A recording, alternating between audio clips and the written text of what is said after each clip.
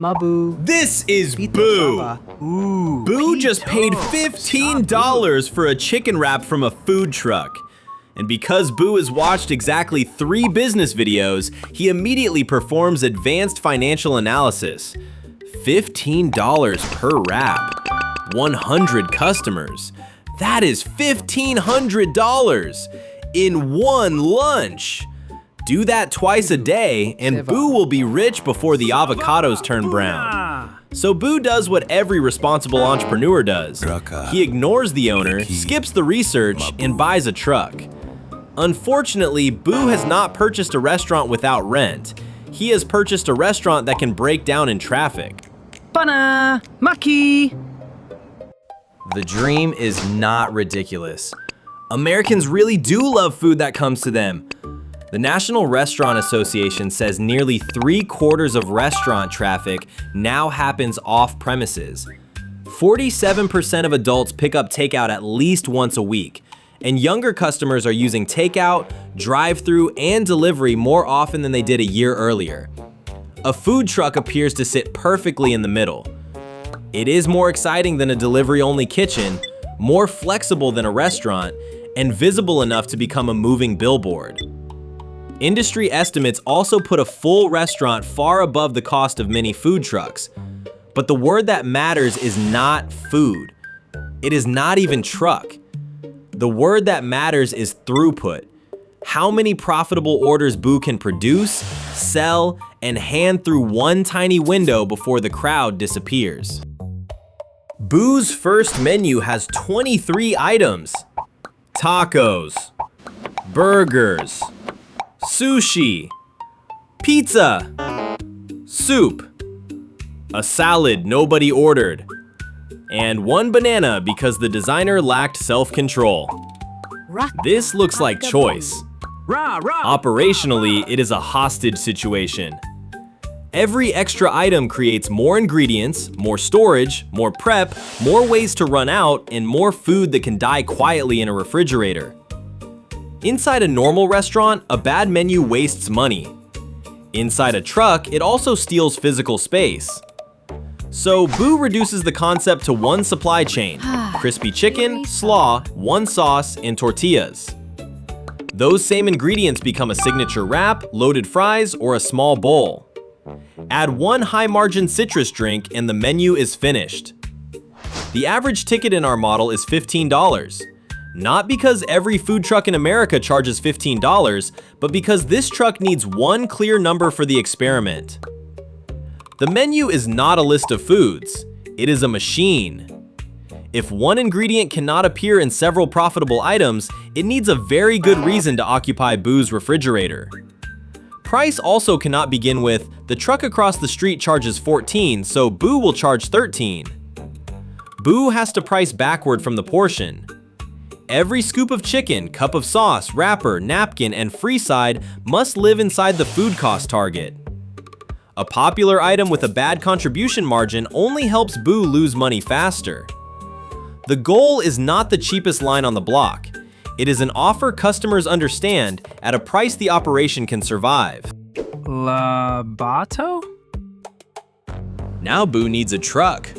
Current industry guides place a typical food truck launch inside a very wide range, roughly $50,000 to $200,000. Toast estimates that used trucks alone can cost around $30,000 to $70,000, while a new one may run from $50,000 to $175,000. That range is wide because a food truck is not just a vehicle with a griddle. It may need ventilation, refrigeration, sinks, water tanks, electrical work, propane, fire suppression, a generator, and equipment that satisfies local code. For Boo's hypothetical truck, we will use a realistic middle scenario. The used, already outfitted truck costs $65,000. Code upgrades and extra equipment, $15,000. The wrap, signs, and menu boards, $4,000. Permits, plan review, and inspections, $3,000. Commissary deposit in the first month, $3,000. POS hardware, smallwares, and opening inventory, $5,000. Insurance deposits, registration, and legal setup, another $3,000. Nah. And Boo keeps $20,000 as working capital and a repair reserve because a business with zero cash reserve is just a future apology. Total, $118,000. Boo stares at the receipt. The receipt stares back. Nah, Papa.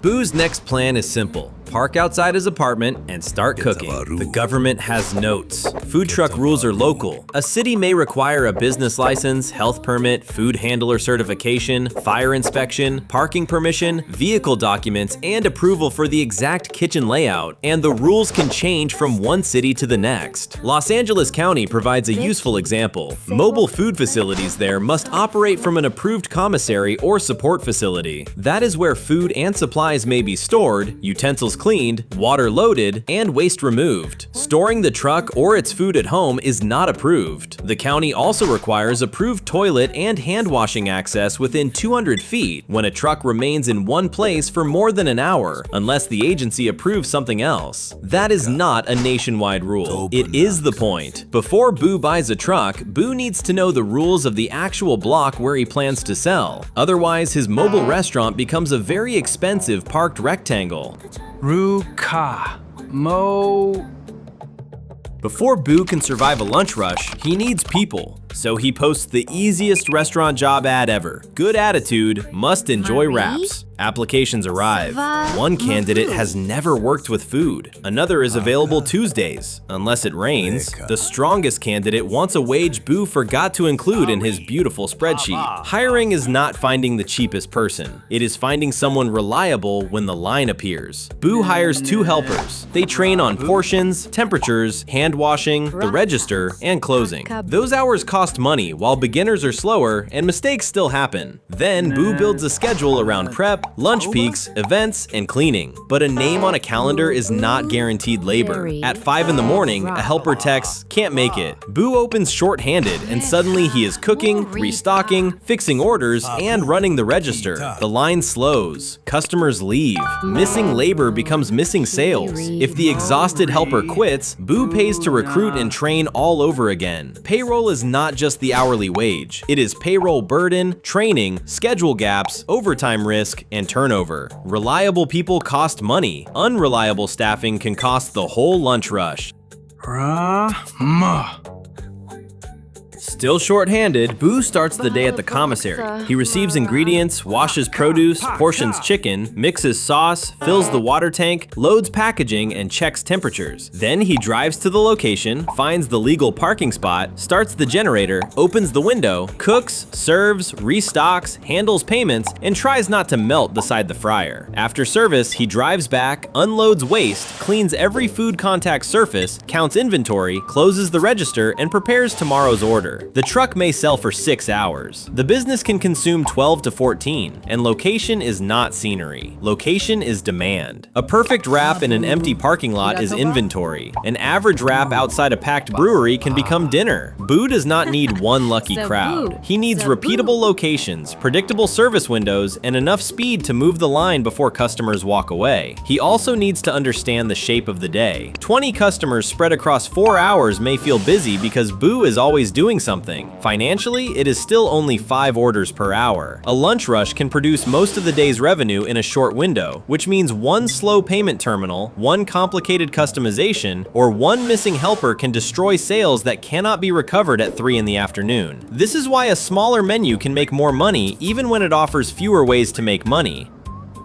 Now we can test Boo's original $15 fantasy. The customer pays $15. That is revenue, not profit. In our model, ingredients and disposable packaging consume 33%. Card processing takes 3%. Averaged event and location commissions take another 2%. 38% disappears with each order. That leaves 62%, or $9.30, to pay every monthly fixed expense. Those fixed costs look like this. 2 part-time helpers including payroll burden, $4,500. That that is not an extravagant assumption. In May 2025, the Bureau of Labor Statistics reported national mean wages of $18.62 per hour for restaurant cooks and $15.46 for fast food and counter workers. Local wages may be much higher, and payroll taxes, workers' compensation, training, and schedule gaps cost more than the number printed in a job ad. Commissary and parking, $1,800. Truck payment, $1,800. Fuel and propane, $900. Maintenance reserve, $800. Insurance, permits, and accounting, $600. Marketing, software, and phone, $600. Cleaning, utilities, and miscellaneous costs, $700. Total, $11,700 per month before Boo pays himself. Divide $11,700 by $9.30, and Boo needs 1,258 orders per month. At 24 selling days, that is 52.4 orders per day. Businesses cannot sell 0.4 of a wrap, so the operating break-even is 53 daily orders. At 52, Boo is an entrepreneur. At 53, Boo is also an entrepreneur, but with $9.30. Pina. There is one problem. At 53 orders a day, Boo's business survives, but Boo works for free. If Boo wants $5,000 a month before personal taxes, the truck must cover $16,700. At $9.30 of contribution per order, that requires about 1,796 monthly orders, or 75 orders per day. 75 orders at a $15 average ticket over 24 days creates $27,000 in monthly sales. After variable costs and the $11,700 fixed budget, approximately $5,040 remains. At 100 daily orders, the same model leaves about $10,620. At 40 daily orders, it loses about $2,772. Same truck, same food, same smiling monkey. The difference between a hobby, a job, and a healthy business may be only a few dozen customers every day. And those customers must arrive before the fries become archaeology. On Saturday, Boo gets booked at the biggest outdoor event of the month. He buys extra chicken, schedules both helpers, pays the location fee, prepares 200 wraps, and posts a photo with the phrase "sold out soon," which is entrepreneurship for tempting the weather. At 10:03, it begins to rain. At 10:11, the generator stops. At 10:18, Boo learns that optimism is not refrigeration. This is why the model includes an $800 monthly maintenance reserve and $20,000 of startup working capital. Not because those exact numbers fit every truck, but because repair bills and bad sales days do not ask whether the spreadsheet feels ready. The food truck has lower occupancy costs than many restaurants. It also has weather risk, vehicle risk, parking risk, event risk, and the special pleasure of losing the kitchen and the transportation at the same time. One broken truck can close two businesses, the restaurant and the truck. Rah. Rah. Rah! So should Boo quit? Not yet, but he should reverse the order of his decisions. Do not buy the truck and then search for customers. Find customers and then decide what vehicle the demand can support. Square recommends soft launching at a stall, farmer's market, private gathering, or small event with a reduced menu. That lets Boo test the business before turning a $6 problem into a six-figure problem. He needs three numbers: average ticket, how much each customer actually spends; contribution per order, how much remains after food, packaging, payment, and location costs; orders per service hour, whether the concept can move enough people through one window. Then Boo needs repeatability. Two reliable weekly locations can be more valuable than one giant random festival. Pre-orders reduce line friction. Catering protects part of the calendar from street traffic. A menu engineered around shared ingredients reduces waste. A repair reserve prevents one alternator from becoming a bankruptcy consultant. Before committing, Boo can run 4 tests. A weekday office lunch reveals speed. A brewery evening reveals average ticket and beverage demand. A private catering order reveals whether advanced sales improve planning. A rainy, ordinary day reveals the number that optimistic spreadsheets usually hide: the floor. If the concept only works at a sold-out festival, Boo has not built a weekly business. He has built an occasional event job with a very expensive vehicle. And only after the pop-up has real demand should Boo choose whether to rent, lease, buy used, or build new. The truck is not the business. The repeatable, profitable order is the business. A food truck can be a smart first step into food service.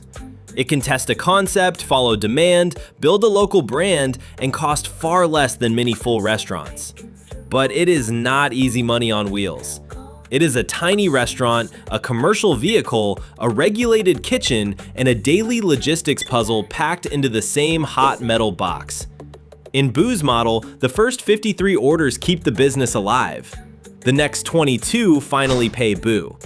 Everything after that must repay the original $118,000, survive taxes, and prepare for whatever noise the engine makes tomorrow. Boo keeps the truck. But first, he returns 20 menu items, books a pop-up, and learns where the bathroom is. Which business should Boo misunderstand next? Sa, va qui?